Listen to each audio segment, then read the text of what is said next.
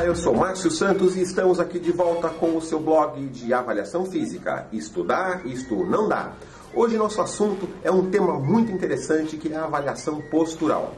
E a primeira coisa importante para se começar esse assunto é determinar um conceito que nos separa de uma discussão muito grande e controversas pertinentes, que é a questão clínica do processo.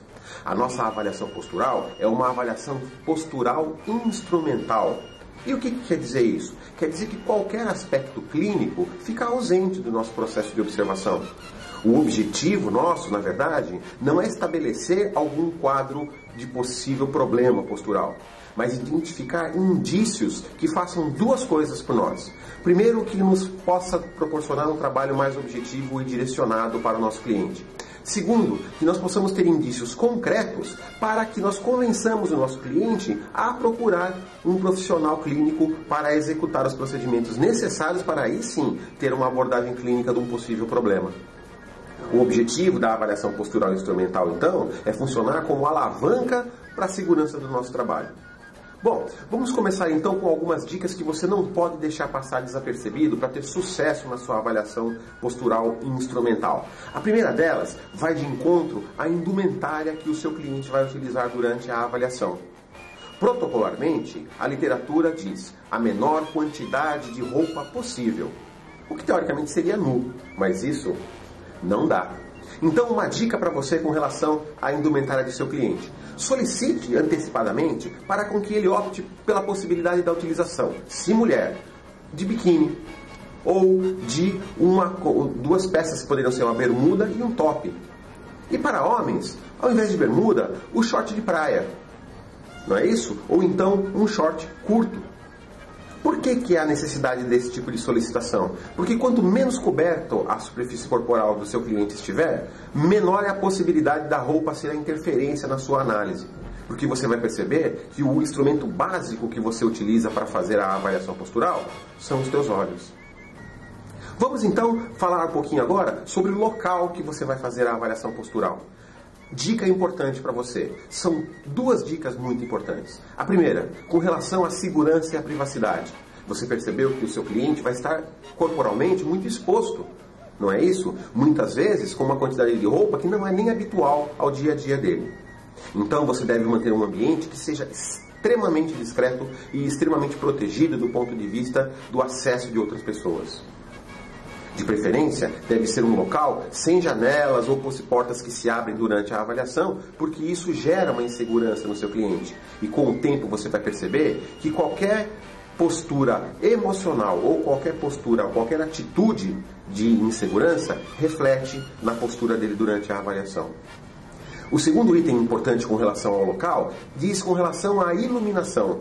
Como é que tem que ser a iluminação do seu local de avaliação postural instrumental? Primeiro, ele não pode ser mal iluminado. Isso fica óbvio. Segundo, ele não deve ser extremamente iluminado. Porque daí, apesar de isso não interferir necessariamente com o teu teste, interfere com a tua saúde como avaliador durante a sala. O estresse visual do ambiente muito iluminado acaba pesando ao final do dia para o avaliador. Agora, o ponto mais importante da iluminação é o seguinte. A iluminação deve sempre incidir diretamente sobre o seu cliente, quando ela é localizada, ou então não incidir sobre o seu cliente. Vamos imaginar que você tem uma janela na sua sala de avaliação e que você faça a avaliação no período diurno. A luz que entra pela janela deve incidir diretamente sobre o seu cliente, ou então não incidir sobre ele. Qual vai ser a melhor posição para você colocar o seu cliente para essa análise? Ou com a janela acima dele, atrás dele, ou então com a janela à frente dele. Qual é a única posição que não é possível que você deixe essa janela? Ao lado. Porque a luz entrando lateralmente ou obliquamente sobre o seu aluno, o seu cliente, vai criar possíveis áreas de sombra. E essas áreas de sombra são extremamente prejudiciais à sua análise postural, porque elas criam falsas impressões sobre o relevo corporal do seu cliente. Então, tá aí a dica. Se for iluminação artificial, o importante é que ela esteja homogênea e bem distribuída dessa maneira. Agora, falando sobre isso, vamos falar um pouquinho sobre a organização do seu teste de avaliação postural instrumental.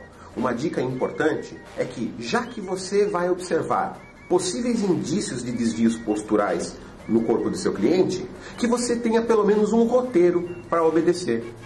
O protocolo da Sociedade de Ensino e Antropometria prevê que você se oriente através de 2 elementos. Primeiro, sobre os planos de visão que você tem sobre o seu cliente. Todos os desvios posturais que você vai procurar observar devem ser feitos em 3 planos distintos. Primeiro, no plano frontal, ou seja, a análise da face anterior do seu cliente. No segundo plano, é o plano lateral ou plano de perfil. E o terceiro plano é o plano posterior. Então, necessariamente, para você ter uma avaliação bem-sucedida, você deve observar o seu cliente nesses 3 planos distintos.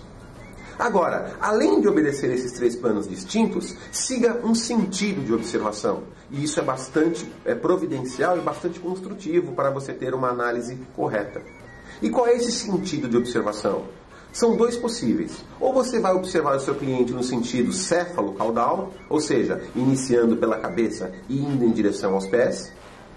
Ou você vai observar o seu cliente no sentido podocefálico, sentido de que vai dos pés em relação à cabeça. Mantenha esse sentido de orientação para que você tenha certeza de que você observou todos os possíveis desvios que poderiam estar ali ou todas as possíveis complicações que poderiam estar ali. Quando nós falamos de avaliação postural, a primeira coisa que vem à cabeça do avaliador é a questão da coluna vertebral. Mas você deve ter em mente que a coluna vertebral é apenas mais um item de todos os itens que você pode analisar numa avaliação postural instrumental.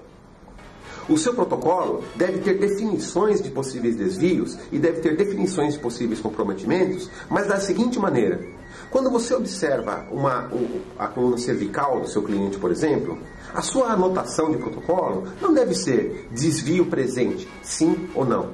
Protocolos de positivo e negativo estão totalmente fora de uma análise postural instrumental adequada.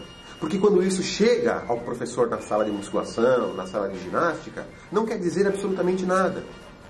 Cada segmento corporal tem a possibilidade de apresentar um número finito de desvios. A coluna cervical do seu avaliando tem a possibilidade de apresentar alguns desvios finitos. E você deve procurar exatamente por esses possíveis desvios, como rotação lateral cervical, esquerda ou direita, como inclinação lateral cervical, esquerda ou direita, e assim por diante. Então, abandone o protocolo onde você apenas diz desvio presente, sim e não, porque isso realmente não trata uma avaliação postural instrumental da maneira adequada. Mais à frente, você poderá ter a possibilidade de ter mais detalhes sobre essa avaliação postural. E vale de novo apenas uma ressalva para todo esse processo. Aborde sempre seu cliente com bastante seriedade e com bastante naturalidade. Entenda que é um momento de estresse adicional para ele estar fazendo essa avaliação com você. E no momento, principalmente, quando você estiver avaliando a região posterior do corpo de seu cliente, comente com ele exatamente qual é o segmento que você vai estar observando. Num exemplo: Maria, neste momento eu estou olhando o alinhamento dos teus ombros.